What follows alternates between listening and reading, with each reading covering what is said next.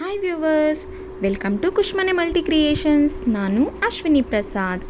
ಇವತ್ತಿನ recipe carrot ಮತ್ತು onion ಹಾಕಿ ದೋಸೆ ಹೇಗೆ ಮಾಡೋದು ಅಂತ ತೋರಿಸ್ಕೊಡ್ತಾ ಇದ್ದೀನಿ. ಇಲ್ಲಿ 2 ಥರ ದೋಸೆ ತೋರಿಸ್ಕೊಡ್ತಾ ಇದ್ದೀನಿ.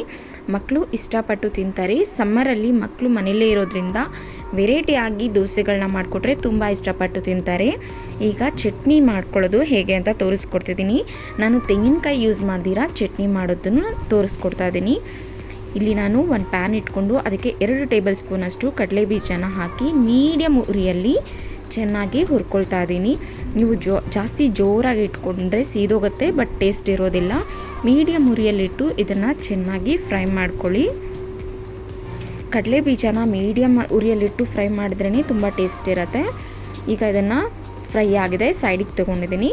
ಈಗ ಅದೇ ಪ್ಯಾನಿಗೆ 1 ಟೇಬಲ್ ಸ್ಪೂನಷ್ಟು ಕಡಲೆಪಪ್ಪು ಹಾಕ್ಕೊಳ್ತಾ ಇದ್ದೀನಿ. ಕಡಲೆಪಪ್ಪುನ ಸ್ವಲ್ಪ ಬೆಚ್ಚಗೆ ಜಸ್ಟ್ 1 ನಿಮಿಷ ಹೀಗೆ ಫ್ರೈ ಮಾಡಿಕೊಂಡ್ರೆ ಸಾಕು.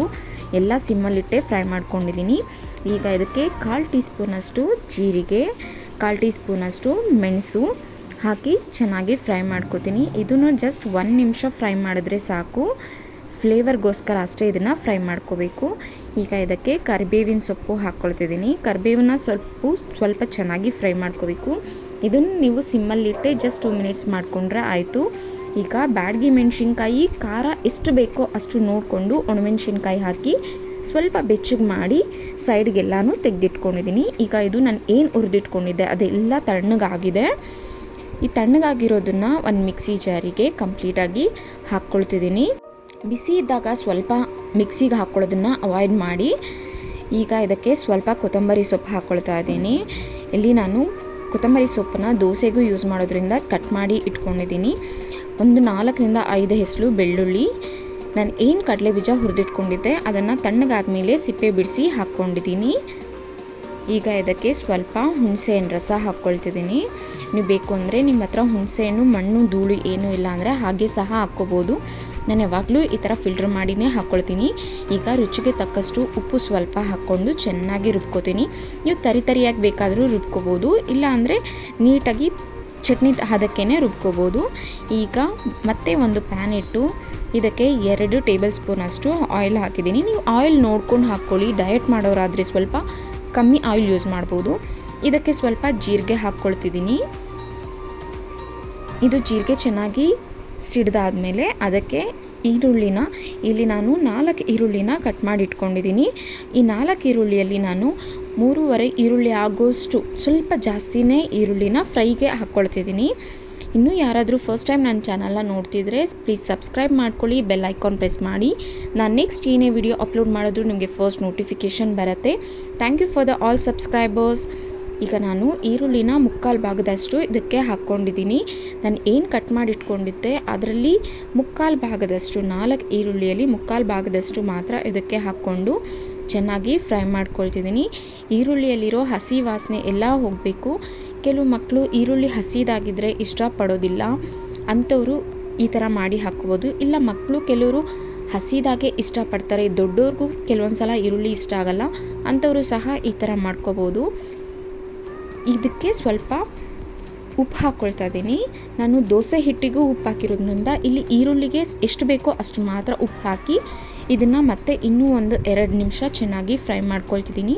ನಾನು ಎಲ್ಲನೂ ಮೀಡಿಯಮ್ ಉರಿಯಲ್ಲಿಟ್ಟು ಫ್ರೈ ಮಾಡ್ಕೊಂಡಿದ್ದರಿಂದ ನನಗೆ 8ರಿಂದ 10 ನಿಮಿಷದವರೆಗೂ ಆಯಿತು. ನೀವು ಜೋರು ಉರಿಯಲ್ಲಿ ಇಟ್ಕೊಂಡ್ರೆ ಸೀದೋಗುತ್ತೆ ಹೊರತು ಟೇಸ್ಟ್ ಚೆನ್ನಾಗಿರೋದಿಲ್ಲ. ಇದನ್ನು ಸೀದಿಸ್ಕೋಬೇಡಿ, ಮೀಡಿಯಮ್ ಆಗಿ ಇದನ್ನು ಫ್ರೈ ಮಾಡ್ಕೋಬೇಕು. ಈಗ ಇದು ಕಂಪ್ಲೀಟಾಗಿ ಆಗಿದೆ. 3/4 ಭಾಗದಷ್ಟು ನನಗೆ ಅದು ಬೆಂದಿದೆ. ಈಗ ಅದನ್ನು ಕಂಪ್ಲೀಟಾಗಿ ತಣ್ಣಗಾದ ಮೇಲೆ ದೋಸೆ ಹಿಟ್ಟಿಗೆ ಇದನ್ನು ಕಲಿಸ್ಕೊಳ್ತಾ ಇದ್ದೀನಿ, ಹಾಕ್ಕೊಳ್ತಾ ಇದ್ದೀನಿ. ನೋಡಿ, ನಾನು ಇದನ್ನು ಕಂಪ್ಲೀಟಾಗಿ ತಣ್ಣಗಾದ ಮೇಲೆ ಹಾಕ್ಕೊಂಡಿದ್ದೀನಿ. ಸ್ವಲ್ಪ ಬಿಸಿ ಇದ್ರೂ ನಿಮಗೆ ಹಿಟ್ಟಿಗೆ ಅಂಟ್ಕೊಂಡ್ಬಿಡತ್ತೆ, ದೋಸೆ ನೀಟಾಗಿ ಬರೋದಿಲ್ಲ. ಈಗ ನಾನು 2 ಕ್ಯಾರೆಟ್ನ ತುರಿದು ತೊಗೊಂಡಿದ್ದೀನಿ, ಸಣ್ಣಗೆ ತುರಿದು ತೊಗೊಂಡಿದ್ದೀನಿ. ಅದರಲ್ಲಿ ಅರ್ಧ ಇದಕ್ಕೆ ಹಾಕ್ಕೊಂಡಿದ್ದೀನಿ, ಇನ್ನರ್ಧ ಸ್ವಲ್ಪ ಸೈಡಿಗೆ ತೆಗೆದಿಟ್ಟಿದ್ದೀನಿ. ಕೊತ್ತಂಬರಿ ಸೊಪ್ಪು ಸ್ವಲ್ಪ ಹಾಕಿ ಇದನ್ನು ಚೆನ್ನಾಗಿ ಕಲಿಸ್ಕೊಳ್ತಿದ್ದೀನಿ. ಕಲಿಸ್ಕೊಂಡು ಆದಮೇಲೆ ನಿಮಗೆ ಏನಾದರೂ ಇದೆಲ್ಲ ಹಾಕಿದ್ಮೇಲೆ ಸ್ವಲ್ಪ ಗಟ್ಟಿ ಆಗುತ್ತೆ. ನಿಮಗೆ ಬೇಕು ಅಂದರೆ ಸ್ವಲ್ಪ ನೀರು ಆ್ಯಡ್ ಮಾಡ್ಕೊಳ್ಳಿ. ನೀವು ದೋಸೆ ಮಾಮೂಲಿ ಯಾವಾಗಲೂ ದೋಸೆ ಹೇಗೆ ಹಾಕ್ತಿರೋ ಅಷ್ಟು ಕನ್ಸಿಸ್ಟೆನ್ಸಿಗೆ ಬಂದರೆ ಸಾಕು. ಈಗ ಇದು ರೆಡಿ ಇದೆ. ಈಗ ಮತ್ತೆ ಸ್ವಲ್ಪ ಹಿಟ್ಟನ್ನ ಸೈಡ್ಗೂ ತೆಗೆದಿಟ್ಟಿದ್ದೀನಿ. ಈಗ ದೋಸೆ ಹಾಕೋದು ನೋಡೋಣ. ಒಂದು ತವಾ ಇಟ್ಟಿದ್ದೀನಿ. ತವಾ ಇಟ್ಟು ಅದು ಮೀಡಿಯಮ್ ಆಗಿ ಬೆಚ್ಚಗಾಗಬೇಕು. ಜಾಸ್ತಿ ಹೊಗೆ ಬರೋ ಥರ ಎಲ್ಲ ಕಾದೋದ್ರೆ ನಿಮಗೆ ದೋಸೆ ನೀಟಾಗಿ ಎದ್ದೋಳೋದಿಲ್ಲ, ಬೇಗ ಸೀದೋಗುತ್ತೆ. ಈಗ ನೋಡಿ ನಾನು ಎಣ್ಣೆ ಏನೂ ಹಾಕ್ಕೊಂಡಿಲ್ಲ, ಡೈರೆಕ್ಟು ತವಾ ಮೇಲೆ ದೋಸೆ ಹಾಕ್ಕೊಳ್ತಿದ್ದೀನಿ. ಇದನ್ನು ಸೆಟ್ ದೋಸೆ ಥರ ಮಂದಕ್ಕೆ ಹಾಕ್ಕೊಳ್ಳಿ. ತೆಳ್ಳಗೂ ಬೇಕಾದರೆ ಹಾಕ್ಕೋಬೋದು, ಚೆನ್ನಾಗಿರುತ್ತೆ. ನಾನಿಲ್ಲಿ ಮಂದಕ್ಕೆ ಹಾಕ್ಕೊಳ್ತಾ ಇದ್ದೀನಿ. ಈ ಥರ ಸೆಟ್ ದೋಸೆ ಥರ ಇದನ್ನು ಮಂದಕ್ಕೆ ಹಾಕ್ಕೊಂಡು ಇದಕ್ಕೆ ನೀವು ಎಣ್ಣೆ ಬೇಕಾದರೆ ಎಣ್ಣೆ, ತುಪ್ಪ ಇಲ್ಲ ಬೆಣ್ಣೆ ಸಹ ಹಾಕ್ಕೋಬೋದು. ಸ್ವಲ್ಪ ಜಾಸ್ತಿನೇ ಎಣ್ಣೆ ಹಿಡಿಯತ್ತೆ ನೋಡಿ. ಇದನ್ನು ಎಣ್ಣೆ ಎಲ್ಲ ಚೆನ್ನಾಗಿ ಹಾಕ್ಕೊಂಡು ಆದಮೇಲೆ ನೀವು ಪ್ಲೇಟ್ ತೆಗೆದಿಟ್ಟು ಬೇಕಾದರೂ ಬೇಯಿಸ್ಕೋಬೋದು, ಇಲ್ಲ ಮುಚ್ಚಿಟ್ಟು ಬೇಕಾದರೂ ಬೇಯಿಸ್ಕೋಬೋದು. ನಾನಿಲ್ಲಿ ಪ್ಲೇಟ್ನ ಮುಚ್ಚಿಟ್ಟು ಒಂದು 2 ನಿಮಿಷದಷ್ಟು 2 ನಿಮಿಷ ಕಾಲ ಬೇಯಿಸ್ಕೊಂಡಿದ್ದೀನಿ. ನೋಡ್ಬೋದು ಪ್ಲೇಟ್ ತೆಗೆದಾದ್ಮೇಲೆ ಎಷ್ಟು ಚೆನ್ನಾಗಿ ಬೆಂದಿದೆ ಅದು ಅಂತ. ಕಂಪ್ಲೀಟಾಗಿ ಬೇಗ ಬೇಯುತ್ತೆ ಪ್ಲೇಟ್ ಮುಚ್ಚೋದ್ರಿಂದ, ಅದೊಂದೇ ಬೆನಿಫಿಟ್ ಅದರಿಂದ. ನೋಡಿ ಈಗ ನೀಟಾಗಿ ಇದನ್ನು ಮತ್ತೆ ತಿರುಗಿಸ್ಕೊಂಡು ಮತ್ತೆ ಬೇಯಿಸ್ಕೊತೀನಿ. ಸೆಟ್ ದೋಸೆ ಆಗಿರೋದ್ರಿಂದ ಒಂದೇ ಸೈಡ್ ಬೇಯಿಸ್ಕೊಂಡ್ರೆ ಅಷ್ಟು ರುಚಿ ಅನಿಸೋದಿಲ್ಲ. ನೀವು ಮಾಮೂಲಿ ಮಸಾಲೆ ದೋಸೆ ಎಲ್ಲ ಒಂದೇ ಸೈಡ್ ಬೇಯಿಸ್ಕೋಬೇಕು. ಸೆಟ್ ದೋಸೆ ಆದರೆ 2 ಸೈಡ್ ಬೇಯಿಸ್ಕೊಂಡ್ರೇ ಚೆನ್ನಾಗಿರುತ್ತೆ. ಈಗ 2 ಮಿನಿಟ್ಸ್ ಚೆನ್ನಾಗಿ ಬೇಯಿಸ್ಕೊಂಡು ಆದಮೇಲೆ ಈಗ ಒಂದು ಪ್ಲೇಟ್ಗೆ ಸರ್ವ್ ಮಾಡ್ಕೊಳ್ತಾ ಇದ್ದೀನಿ. ನೋಡಿ ಎಷ್ಟು ಚೆನ್ನಾಗಿ, ಎಷ್ಟು ಕಲರ್ಫುಲ್ಲಾಗಿ ಬಂದಿದೆ ಅಂತ. ನೀವು ಒಂದ್ಸಲ ಇದನ್ನು ಟ್ರೈ ಮಾಡಿ ನೋಡಿ, ನಿಮಗೆ ಹೋಟೆಲ್ ಟೇಸ್ಟೇ ಬರುತ್ತೆ, ತುಂಬಾ ಚೆನ್ನಾಗಿರುತ್ತೆ. ಈಗ ನಾನು ಮಕ್ಳಿಗೋಸ್ಕರ ಇನ್ನೂ ಒಂಥರ ದೋಸೆ ಹಾಕೋದನ್ನು ತೋರಿಸ್ಕೊಡ್ತಿದ್ದೀನಿ. ಮನೇಲಿ ಕೆಲವ್ರಿಗೆ ಕೆಲವೊಂದು ಥರ ಇಷ್ಟ ಇರುತ್ತೆ, ಕೆಲವ್ರಿಗೆ ಹಸಿದು ಇಷ್ಟ ಇರುತ್ತೆ, ಕೆಲವ್ರಿಗೆ ತುಂಬ ಬೇಯಿಸಿರೋದೇ ಇಷ್ಟ ಆಗುತ್ತೆ. ಆ ಥರ ಇದ್ದಾಗ ಒಂದೇ ಹಿಟ್ಟಲ್ಲಿ ನಾನಾ ರೀತಿಯಾಗಿ ದೋಸೆ ಮಾಡ್ಕೋಬೋದು. ಈಗ ನಾನು ಮತ್ತೆ ಪ್ಲೇನಾಗಿ ಒಂದು ಸೆಟ್ ದೋಸೆ ಹಾಕ್ಕೊಡ್ತಾ ಇದ್ದೀನಿ. ನಾನು ಸೆಟ್ ದೋಸೆ ಹೇಗೆ ಹಾಕ್ಕೊಳ್ಳೋದು ಅಂತ ನಾನು ಪ್ರೀವಿಯಸ್ ವೀಡಿಯೋದಲ್ಲಿ ತೋರಿಸಿದ್ದೀನಿ. ಮಸಾಲೆ ದೋಸೆ ವೀಡಿಯೋದಲ್ಲಿ ನೀವು ಬೇಕಾದರೆ ಅದನ್ನು ಆ ವಿಡಿಯೋದಲ್ಲಿ ಕಂಪ್ಲೀಟಾಗಿ ನೋಡ್ಬೋದು. ಇಲ್ಲಿ ಸೆಟ್ ದೋಸೆ ಹಾಕ್ಕೊಂಡ್ಮೇಲೆ ಇದಕ್ಕೆ ಹಾಕಿದ ತಕ್ಷಣವೇ ಈರುಳ್ಳಿ ಹಾಕಿಬಿಟ್ರೆ ಈರುಳ್ಳಿ ಹೋಗಿ ನೀಟಾಗಿ ಕಚ್ಕೊಂಡ್ಬಿಡತ್ತೆ. ಈಗ ಇದ್ರ ಮೇಲೆ ಕ್ಯಾರೆಟು ಸಹ ಹಾಕ್ಕೊಳ್ತಿದ್ದೀನಿ. ನೀವು ಬೇಕು ಅಂದರೆ ಡ್ರೈ ಫ್ರೂಟ್ ಸಹ ಹಾಕ್ಕೋಬೋದು, ಚೆನ್ನಾಗಿರತ್ತೆ. ಈಗ ಇದಕ್ಕೆ ನಾನು ಕೊತ್ತಂಬರಿ ಸೊಪ್ಪು ಹಾಕಿ ನೋಡಿ 3 ಕಲರ್ಸಲ್ಲಿ ಎಷ್ಟು ಕಲರ್ಫುಲ್ಲಾಗಿ ಬಂದಿದೆ ಅಂತ. ಈಗ ಇದನ್ನು ಎಣ್ಣೆ ಹಾಕಿ ಇದ್ರಷ್ಟು ಎಣ್ಣೆ ಹಾಕಿ ಮೇಲ್ಗಡೆನೂ ಎಣ್ಣೆ ಹಾಕಿ ಕಂಪ್ಲೀಟಾಗಿ ಚೆನ್ನಾಗಿ ಬೇಯಿಸ್ಕೊಳ್ತೀನಿ. ನೋಡ್ಬೋದು ಮಕ್ಕಳಿಗೆ ಈ ರೆಸಿಪಿ ತುಂಬ ಇಷ್ಟ ಆಗುತ್ತೆ. ಮಕ್ಕಳಿಗೆ ಯಾವಾಗಲೂ ನಾರ್ಮಲಾಗಿ ದೋಸೆ ಮಾಡ್ಕೊಡೋದಕ್ಕಿಂತ ಈ ಥರ ಡಿಫ್ರೆಂಟಾಗಿ, ಹೆಲ್ದಿಯಾಗಿ, ಟೇಸ್ಟಿಯಾಗಿ ಮಾಡಿಕೊಡ್ತಾ ಬಂದರೆ ಮನೇಲಿ ಮಕ್ಕಳಿಗೆ ಅಷ್ಟೇ ಅಲ್ಲ ದೊಡ್ಡವ್ರಿಗೂ ತುಂಬ ಇಷ್ಟ ಆಗುತ್ತೆ. ಮನೇಲಿ ಎಲ್ರಿಗೂ ಒಂದೇ ಥರ ಅಡುಗೆಗಳು ಇಷ್ಟ ಆಗಲ್ಲ, ಕೆಲವೊಬ್ಬರಿಗೆ ಕೆಲವೊಂದು ದೋಸೆಗಳು ಇಷ್ಟ ಆಗುತ್ತೆ. ಆ ಥರ ಇದ್ದಾಗ ಒಂದೇ ಹಿಟ್ಟಲ್ಲೇ ಮಸಾಲೆ ದೋಸೆ, ಸೆಟ್ ದೋಸೆ, ಪ್ಲೇನ್ ದೋಸೆ, ಖಾಲಿ ದೋಸೆ ಎಲ್ಲ ಹೇಗೆ ಮಾಡೋದು ಅಂತ ಕಂಪ್ಲೀಟಾಗಿ ತೋರಿಸ್ಕೊಟ್ಟಿದ್ದೀನಿ ನಾನು ಹಿಂದಿನ ವಿಡಿಯೋದಲ್ಲಿ, ಪ್ರೆಸೆಂಟ್ ವಿಡಿಯೋದಲ್ಲಿ.